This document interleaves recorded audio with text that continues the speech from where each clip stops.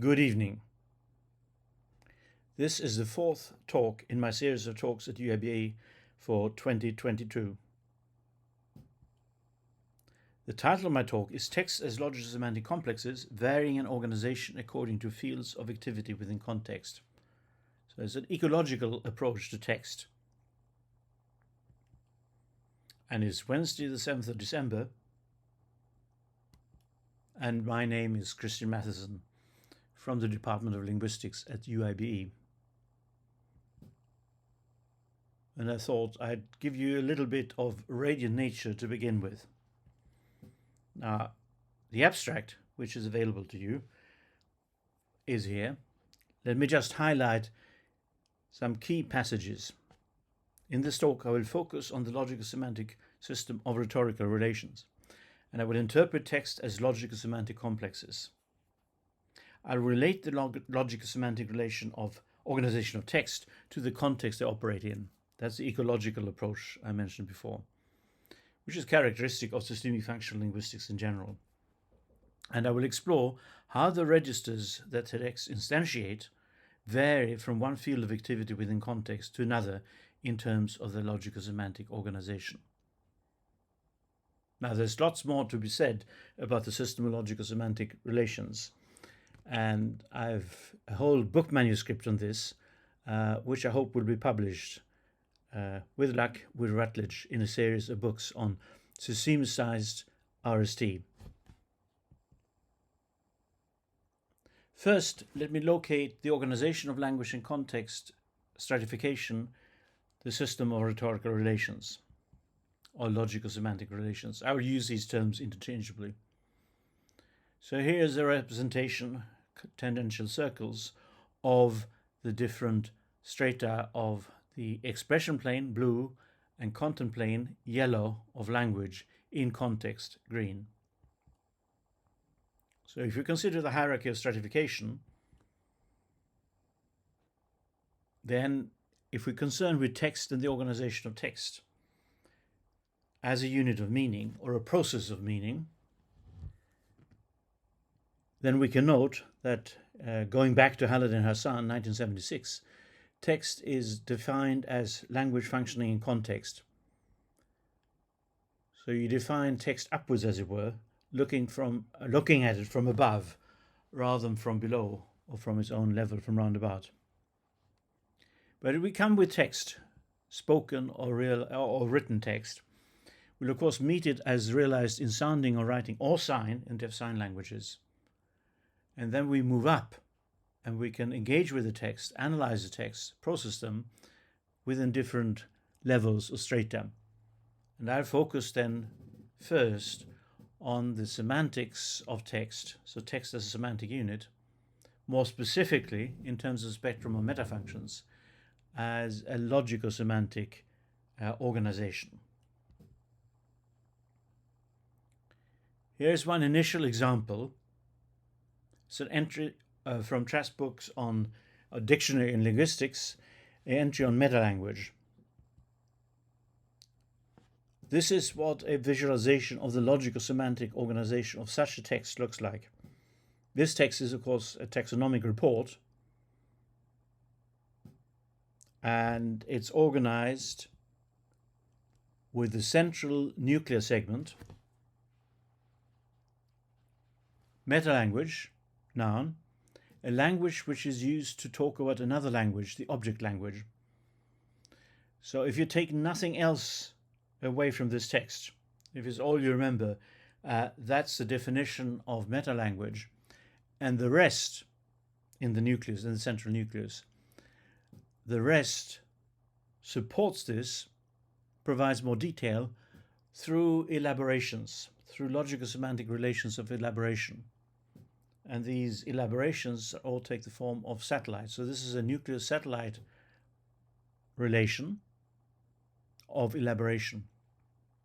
And I've used the annotation Michael Halliday developed for the analysis one level down, one stratum down, of clause complexes or other univariate logical structures in the grammar. The nucleus then corresponds to alpha and the satellite to beta. And you can see the elaborations, the further details. A very general one is the elaboration that the noun metalanguage has an adjective metalinguistic.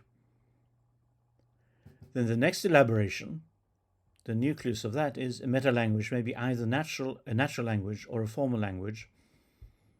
That's elaborated. The same is true of an object language.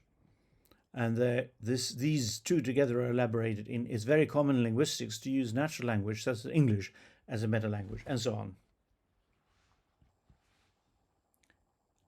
So where are we located within the system of semantics? Well, as I said, we're located within the logical mode of the metafunctional spectrum. Now, the logical and the experiential go together as the resources in language for construing our experience of the world around us and inside us, the ideational resources of the meaning potential of a language. So logical systems operate in the environment of experiential systems, but also in the environment of interpersonal and textual systems.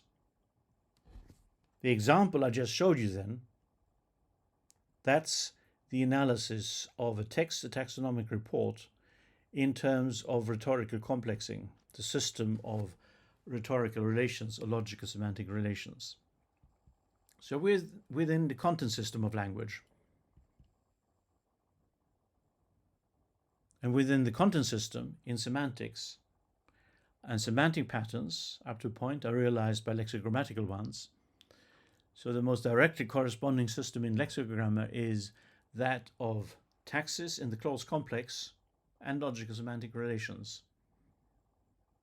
But other systems in the lexicogrammar are also relevant in different ways for giving us hints, indicating, or clues, indicating the organization of text as a rhetorical or logico-semantic complex. This is our focus. So at the intersection of semantics and logical, the logical mode of the ideational metafunction. Now in classical RST, which Sandy Thompson, Bill Mann and I started to develop around 40 years ago, the focus was only on the syntagmatic part, the structural organization of text as complexing. But I started a research program that's gone on over the decades to systemicize this. Classical RST was presented as a standalone package, but my aspiration was always to interpret it, theorize it, as part of the overall architecture of language according to systemic functional linguistics. And that, of course, meant adding the systemic part to the structural part. And this is what it looks like.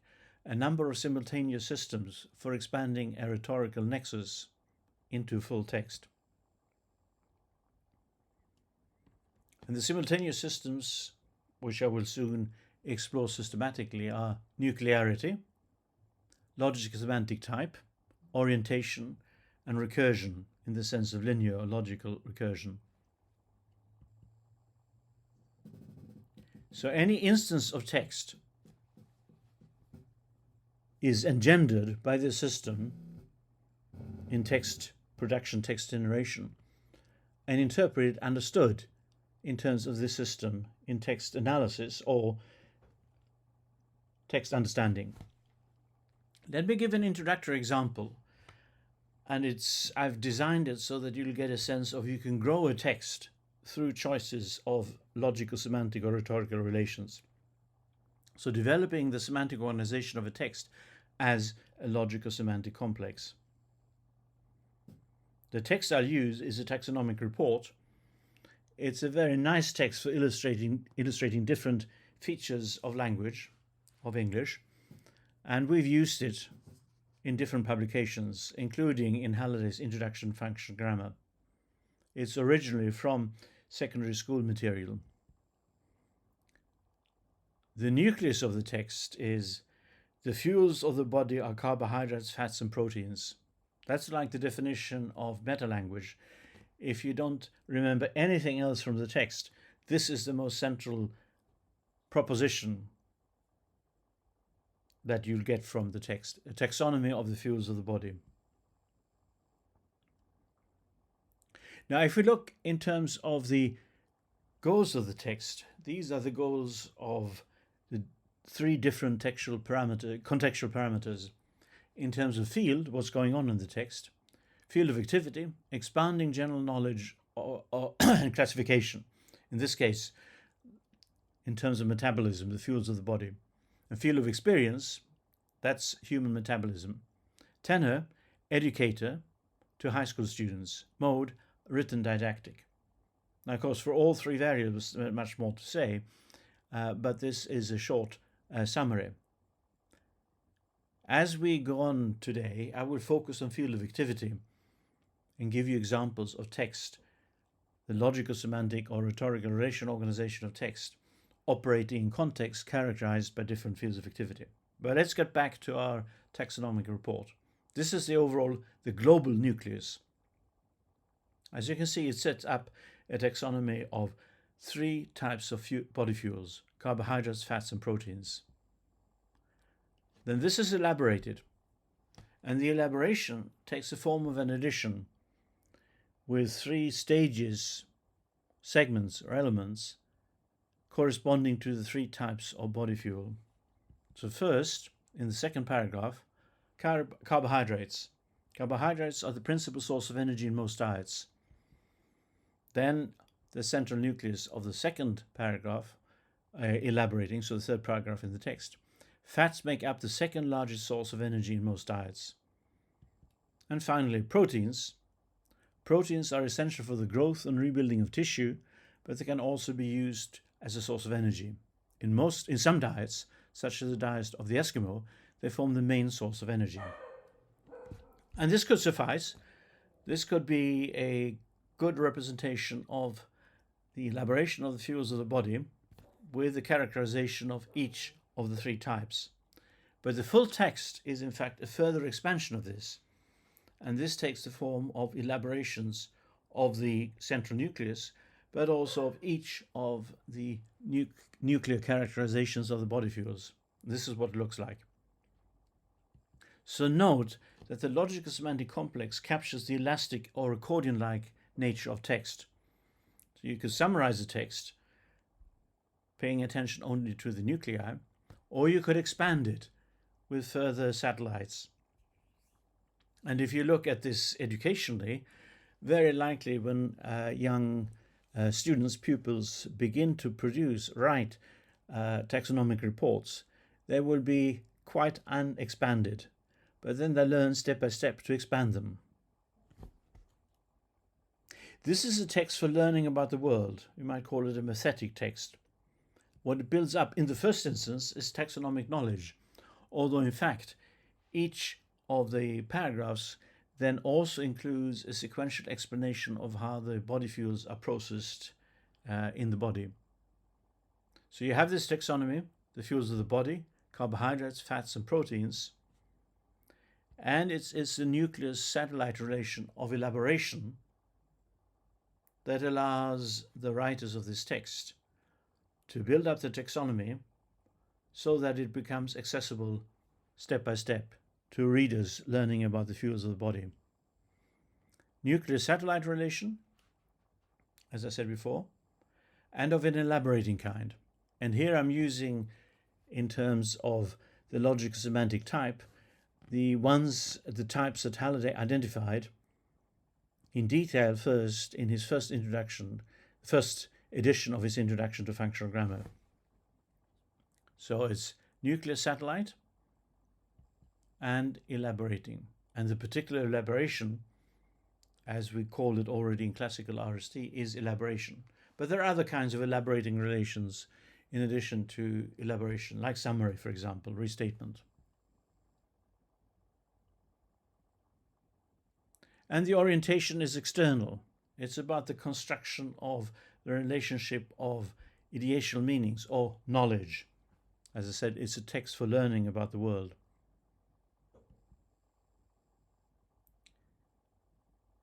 As I said, this system of RST, the system of logico-semantic complexing or rhetorical relations, that's one of my editions as a systemicized classical RST.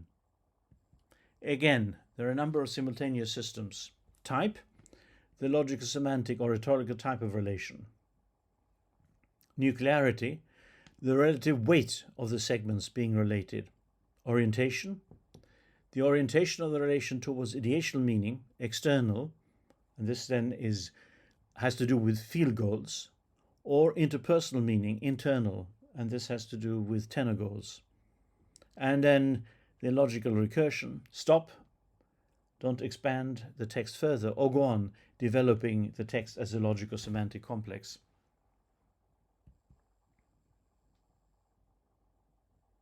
I will start with logico-semantic type, and then I will look at the other system systematically, not spending more time on recursion because it will illustrate as we look at different kinds of text. So after logico-semantic type, I'll move on to nuclearity and then to orientation.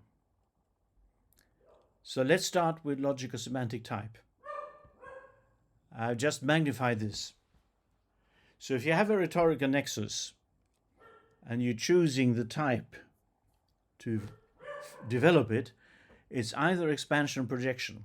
Remember, I said these were the relations originally identified by Halliday and presented in the first edition of his Introduction to Functional Grammar. If expansion, then it's elaborating, extending, enhancing, and projection, locution, or idea. And I've listed some of the relations from classical RST. So elaborating, elaboration, restatement, summary, extending, addition, contrast, disjunction, antithesis, and then quite a few for enhancing. Now, originally in classical RST, we also had a relation having to do with projection, but as they worked on it further for various publications, Matthiessen Thompson and Bill Mann removed it, but I've reinstated it because it's very important in the logico-semantic or rhetorical relational organization of text.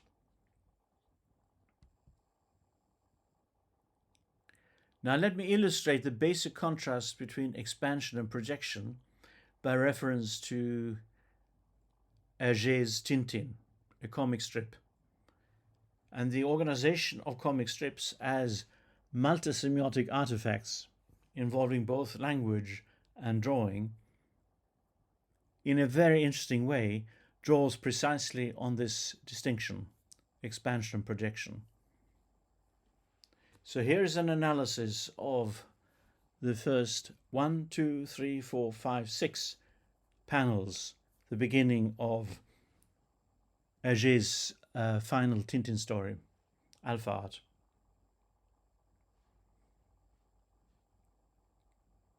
As you can see, there is a sequence of panels that are drawn, and the unmarked relationship between the panels is one of temporal sequence, so an enhancing, expanding relation. But within the panels, and this is purely a pictorial system, right? The drawings in the panels. But within the panels, you have a complementarity of drawing and verbalization, projection. This is a projection of locutions or of ideas.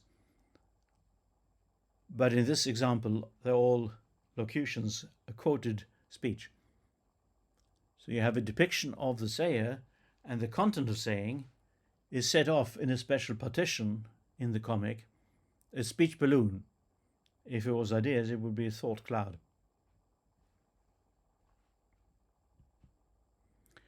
So that's projection. Expansion, then, is within the system of pictorial semiotics, but projection, reflecting its relationship of different orders of reality, as it were, is between language and pictorial semiotics. So if we look at this little sequence of panels in terms of the different logico-semantic types, we see that the overall organization is one of enhancing temporal sequence. Then within the panels, not all of them, but 4 of them, we have projection locution, the speech balloons, and then there is an elaborating relationship between 2 panels, as it were a magnifying glass. We can look at many different registers, and we can see how these rhetorical relations are used as strategies for developing text instantiating these registers. Take projection. Projection plays an important role, for example, in news reports. Projections allow the writers of news reports to bring in witnesses, specialists, and so on and so forth. So witnesses claim several of the 18 survivors said this is from a maritime disaster. Now, if we look at the whole text, and this is a modern news report post 1860s, when news reports in some sense were transformed from news reports to news recounts, you can see that the overall organization is elaborating, akin to a taxonomic report. So there's a nucleus. 2 Australian women are among 20 people feared dead.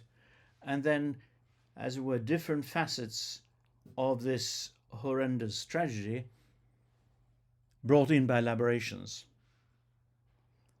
Then within one of these central elaborations, you have additions.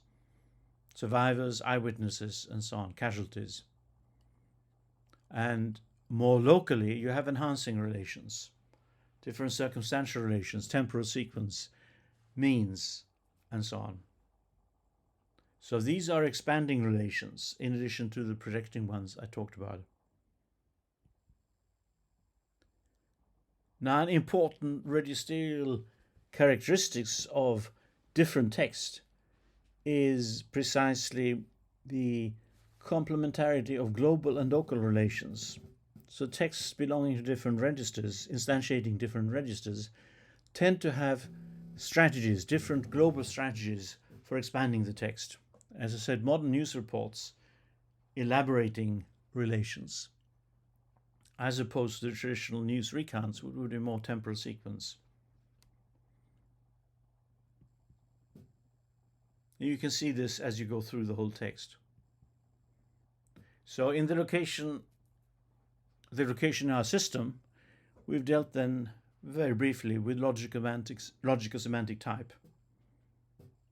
So if you come back to consider the whole system, the next step is to explore nuclearity, multinuclear versus nuclear satellite.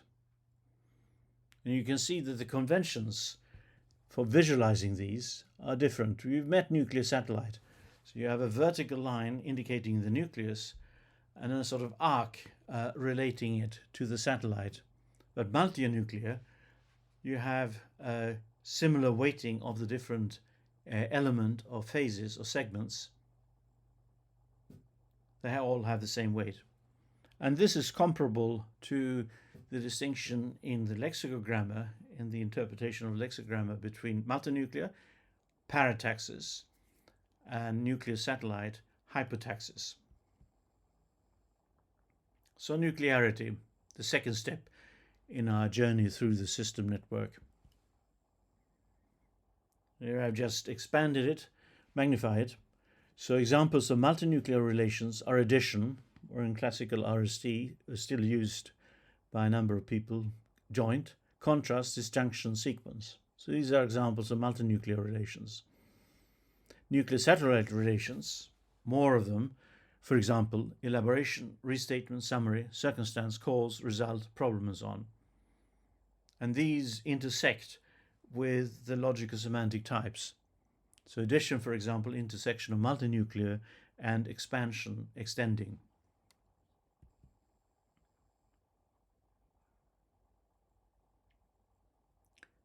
Multinuclear then means equal status. Compare parataxis in the description of lexicogrammars, like clause complexing or group phrase complexing or word complexing. A nuclear satellite means satellite supporting the nucleus, and compare hypotaxis and descriptions of lexicogrammars. So here is an example of nuclear satellite. It's an ad by Korean Air from quite a long time ago. The central nucleus, you can see from the vertical lines, is fly with us. And you could say if the readers were very well disposed towards Korean Airlines, maybe that's all they needed to say. Fly with us. But to increase the likelihood of success of fly with us, there are two motivation satellites brought in. The first one is our Korean spirit is moving in the air. So that's a motivation. It's likely to make you more willing to comply with fly with us. And then that's locally elaborated. It's a spirit of untiring, ceaseless effort and ageless charm, etc. Right? So beefing up the positive appraisal of the Korean spirit. And then to hammer home the point, there is a second motivation. The first motivation is actually a macro theme for the whole text. Our Korean spirit is moving in the air. The second motivation is macro new, so fly with us, and you'll experience the dedication to excellence that could only be Korean. So in the system of nuclearity, there is a choice of nuclear satellite. These are the nuclei. Now compare that with the taxonomic report we looked at right at the beginning, the fields of the body text. You have nuclear satellite relations, and that's characteristic of taxonomic and other kinds of reports expounding knowledge about the characteristics of general classes of phenomena. And also multinuclear, the addition of the details of the global elaboration, carbohydrates, fats, and proteins. So this text illustrates both.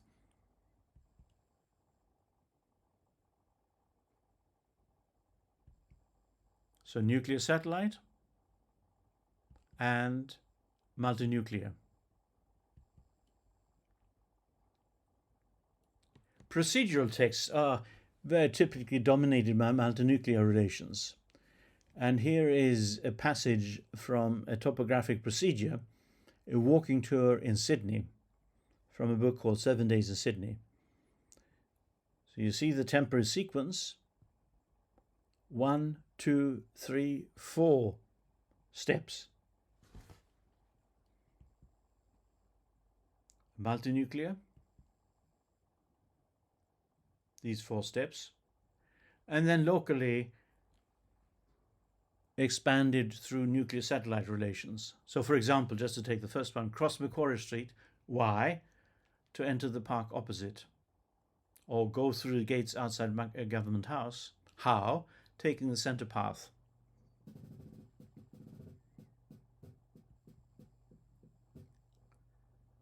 So we can compare and contrast texts belonging to different registers, analyzing one after another from different registers.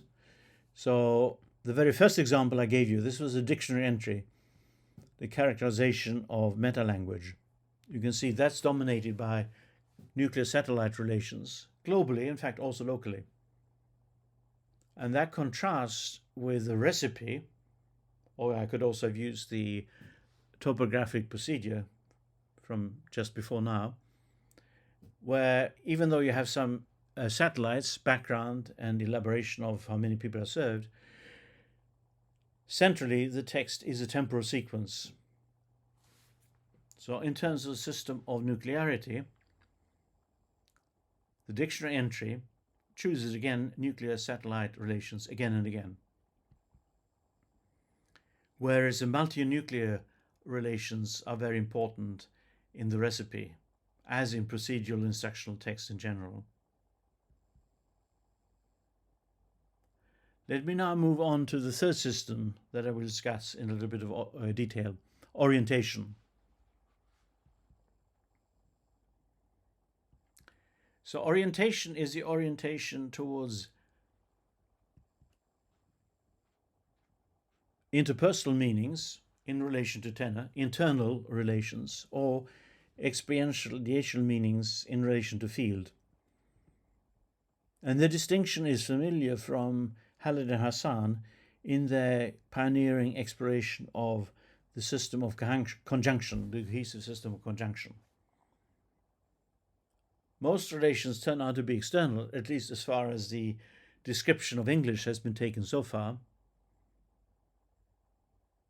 But there are also a number of internal relations. Now, the external relations have to do with the coherence in the experience that's being built up through the logico-semantic or rhetorical relational complexing. Internal relations, so it has to do with the field, the experiential domain. Internal relations have to do with the relationship really between you and me, between speaker and writer and addressee. And it turns out that the internal relations can be characterized in terms of the system of modality, the interpersonal system of modality in English. An interesting discovery I made when I looked at the characterizations of effect statements that Sandy and Bill been exploring in the second half of the 80s. So you have modalization, that has to do with belief, evidence, concession. These are relations strengthening the success, likelihood of success of propositions. But then you also have relations having to do with modulation, strengthening the likelihood of success of proposals. Either a relationship of willingness, motivation, justify, or of means, ability, enablement. So orientation towards tenor. Goals are located within tenor. You try to move the position you expect that your addressee is at to a position where you'd like her or him to be at. And orientation towards field of experience, the coherence of the experience being built up of the text. So internal versus external. In the topographic procedure, the temporal sequence and also purpose, means, and so on, these have to do with the field of experience being built up, trotting around the universe. External. And contrast that again with Korean Air. These are internal relations. Motivation, so increasing the likelihood that readers will be willing to comply with Fly With Us, typical of advertisements and other promotional texts.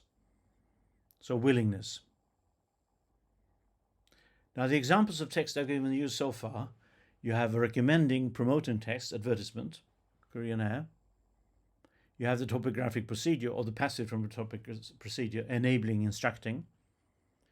You have the news report, a reporting, chronicling one. You could say cyclical because it keeps cycling through the maritime disaster as news reports, modern news reports typically do, whatever they deal with. And we had the initial taxonomic report, expanding knowledge about phenomena in general, in this case body fuels, categorizing, characterizing them. So we can relate this to the account of fields of activity within field that a number of us have been developing as part of a long-standing research program of registral cartography, so mapping out registers in English. So we focus within context then on field of activity, what's going on. And we look at this in relation to the favored global logico-semantic relations. So context then, field, tenor, mode, all relevant, but we focus today on field of activity, what's going on in the context. There are a few more examples with the typology of fields of activity that we've been developing over the years as part of the research program into registral cartography, mapping out registers operating in different corners of the context of cultural English within different institutional settings. So you have expanding our experience of the world, general classes, explaining, categorizing. We looked at categorizing. Reporting our experience of the world, particular phenomena, chronicling events, surveying places, inventory entities. So there's a news report. Recreating life prototypically, imaginatively, narrating, dramatizing life. No example yet, but I'll bring one in soon. sharing personal experiences and values, reminiscing, emoting, and so on. And then one field of activity that is essentially non-semiotic, so involving interpersonal behavior or collective behavior, the traditional notion of language in action or other semiotic systems in action, doing, undertaking social processes, directing, collaborating, and so on, using language and other semiotic systems. And then enabling some course of action, instructing, empowering somebody to do something, like the topographic procedure, or regulating, constraining, recommending some course of action for one's own sake, that's promoting, or for the sake of the addressee, that's advising. So we had the example of promoting the advertisement. And then finally exploring, prototypically public values, stances, ideas, reviewing, arguing, rallying. What we've discovered studying text, operating within these different contexts, and analyzing them rhetorically, relationally, or logico-semantically, is different fields of activity tend to use different logico-semantic or rhetorical relational strategies. So expanding, categorizing, as we saw in the fields of the body text, external relations, elaborating, tend to be foregrounded in the global organization. But expanding, explaining temporally, sequential explanations, then the global organizational relation would be temporal sequence, so sequence but also circumstance. If it's recommending, promoting, then motivation will be very global in the text. If it's exploring, arguing, then evidence, giving evidence, will be important. These are just examples. So if you take again our fields of the body text, it's expanding, categorizing globally, and so elaborating relations are central. So if we look at this in terms of the Kleiner instantiation, from the meaning potential operating in the cultural potential of a community or society, to the instantial pole of the Kleiner instantiation, context of situations in which particular text operate, then we can locate the system of rhetorical relations or logico-semantic relations as part of the meaning potential, the logical part of the meaning potential. And when we look at particular text, we can look at the way that this meaning potential is instantiated through choices realized in the rhetorical logico-semantic complexing. So you have the fields of body text, for example, with elaborating and nuclear satellite. But if you have a multinuclear enhancing text with external relations, then this would be an example. So we can in fact begin to relate the system, overall general system of rhetorical logico-semantic relations to context and looking at the different patterns in registers operating within different contexts. So again, let me contrast two texts. The ferry disaster, the maritime disaster, that I used briefly as an illustration. That's reporting, chronicling, but cyclically, as in modern news reports, versus recreating, narrating. This is analysis of a folk tale, translated to English, traditional folk tale from the Americas. And not surprisingly, in a text that is recreating, narrating, and this is just a key episode, the global strategy is enhancing, temporal sequence being very important, but also circumstance and other enhancing relations. So expansion, enhancing plays a central role here in the organization, global organization of the text. And in contrast then with a text that we might have expected to be organized in the same way, the news report, the global strategies are elaborating and then also extending. So news reports are really news reports. They're not news stories or news recounts. They used to be before the transformation of the construction of news. So in our characterization of fields of activity, then we can move around and we can look at the analysis of different text. Now let me introduce another text. This is now from Exploring, Reviewing. It's a user review of a product, an HP printer. And just to give a sense of how it might be built up, I'm using an animation of the development of this text. So it starts with, "This printer absolutely stinks." Then evidence, 2 pieces. "Mine has not worked for 8 months and I haven't even begun to try to fix it. Because last time it happened, it took me forever to fix, and I don't have that kind of time on my hand with school." Then another part of the evidence, "Both of my roommates have the same printer and neither of theirs are working." And then a summary of the evidence. 3 of the same printer in one apartment, but we still don't have a printer. Mine is not responding and my roommates are offline. There you have it.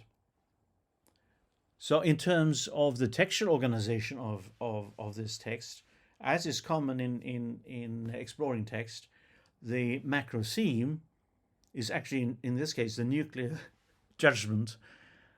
This printer absolutely stinks. But then the macro new is the summary, we haven't got a printer in our apartment. Now let me take another exploring text and then build it up in an animated way so you get a sense of how you might be able to write a text or indeed read a text, drawing on the strategies of logical, semantic, or rhetorical relations. This is not historical exposition, and you may recognize it because it's been used in a few different places in the SFL literature. And here I've now set out the textual organization, macro theme, thesis, macro new, reinforcement of thesis. Thesis is, there are a number of reasons why the Renaissance began in Italy. They are then elaborated, and addition is brought in multinuclearly to add up the reasons. Okay? So it builds up in the elaboration the arguments for the thesis.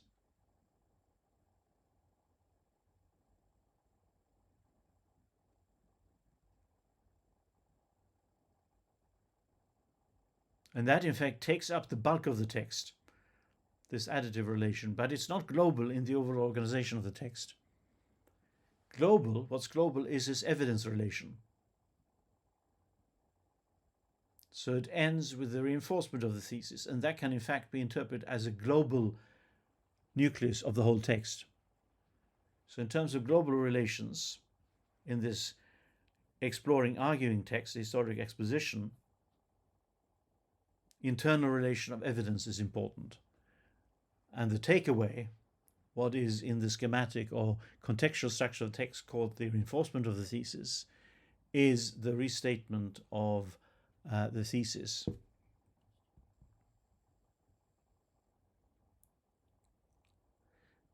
So we talked about context and the relationship between context and content, specifically the logico-semantic organization of text.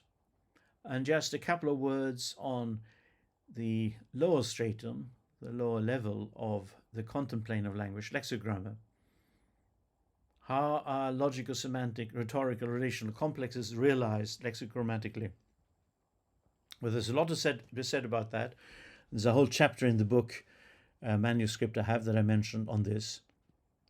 But clearly, one important resource is the lexicogrammar of complexing, clause complexing. So here you have the same text again, the news report. I've indicated how the different stages in context, the contextual structure or the generic structure or the schematic structure, headline, lead development, is realized by the different related passages of the news report. And then locally, the more local rhetorical complexes or rhetorical nexuses are realized by clause complexes. Let me magnify that a little bit. So the very first bit is circumstantial rhetorical complex. 2 Australian missing as Storm sinks Thai ferry. That's a clause complex. Then the lead, that's also realized by a rhetorical complex, realized by 1 clause complex. And so it goes, continues. So the general principle is, you find in one text after another in different registers, is that the local logico-semantic complexes are realized lexicogrammatically by clause complexes. So that's this local rhetorical complex is realized by hypotactic clause complex. Here's an example from another kind of register operating in enabling instructing context, recipe for children, clause complexing indicating sub-procedures. So it's a good way of getting a sense of what work clause complexing does in the realization of the logico-semantic or rhetorical relational organization of text.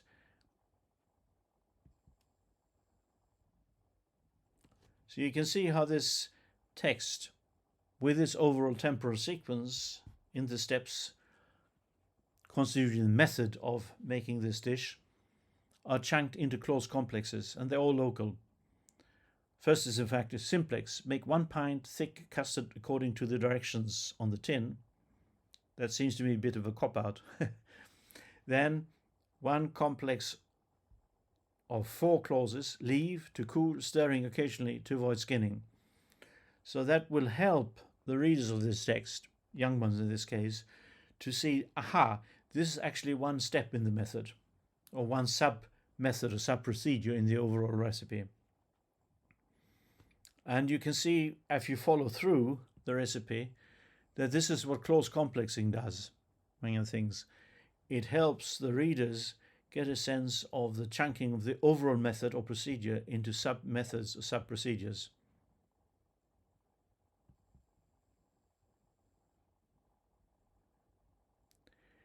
Now we could also go on to explore the recipe multisemiotically, multimodally. And if you look at this first bit, what does the first image do?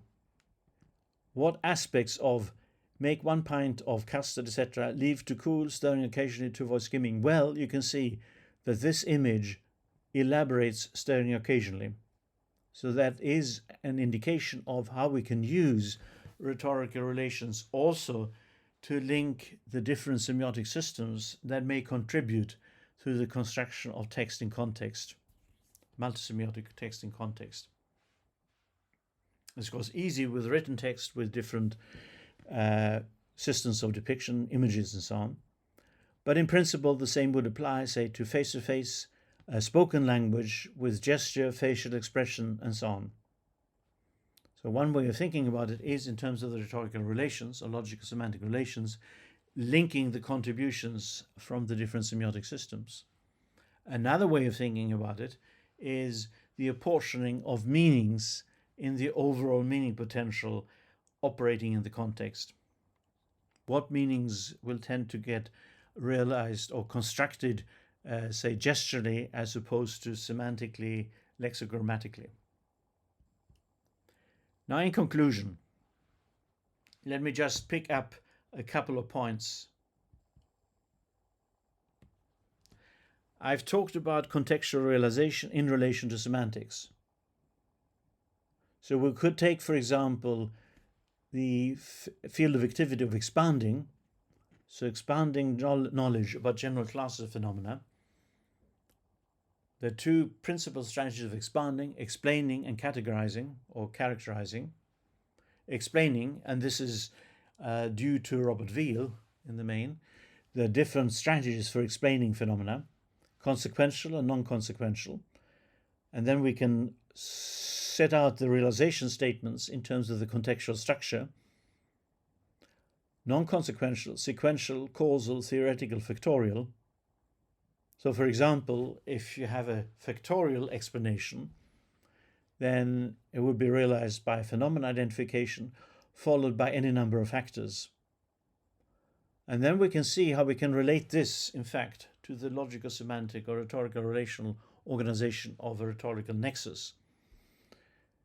The relationship between the nucleus, phenomenon identification, and factors is one of elaboration, and the elaboration is then likely to be expanded by an additive multinuclear relation. It would be different for a sequential explanation. It would be likely to be multinuclear rather than nuclear satellite, and enhancing temporal sequence would be part of the global organization. What about the domain of RST in the overall picture? Well, it's located within semantics, within the logical mode of the ideational metafunction at the semantic stratum, and it can take us, in fact, from macro text to sequences. And this is used in sequence in the terms we introduced, Michael Halliday and I introduced, in construing experiences, meaning a language-based approach to cognition.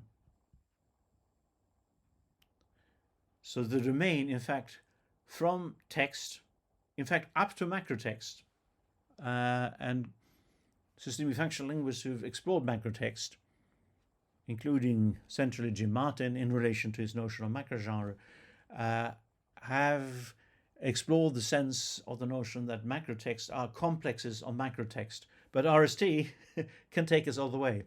So it's logico-semantic or rhetorical relations all the way. Not turtles, but logico-semantic relations.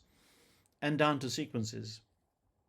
If you look at the context in terms of composition, then it's from macro situation to sub-situation, sub-stages, so the contextual structure of the text. If you look downwards into lexicogrammar, then the lexicogrammar, as it were, takes us up to sequences realized by clause complexes, but that's the most extensive domain of lexicogrammatical structure. Beyond that, you only have clues, as colleagues in computational linguistics also call them, like cohesive conjunctions. Then clause, group phrase, information structure. So here, context, situation type, the domain of GSP or schematic structure, contextual structure. Now, it would be an interesting continuation to talk about the metaphorical realization of rhetorical relational organization of text, but I'll leave that for another occasion. So other topics to pursue: the logical semantic organization of text in relation to contextual structure. More on that. I've just hinted with some few examples. The logical semantic organization of text in relation to other metafunctional modes of organization. Again, I've only hinted, particularly with respect to the textual organization, having to do with thematic and news organization, macro theme, macro new. The realization of logical semantic complexes by lexicogrammatical resources other than clause complexes, including the metaphorical mode. The realization of logical semantic complexing by phonology, graphology, by a further stratal step downwards. The logical semantic complexing, for example, in translation research. The logical semantic complexing and multimodal text.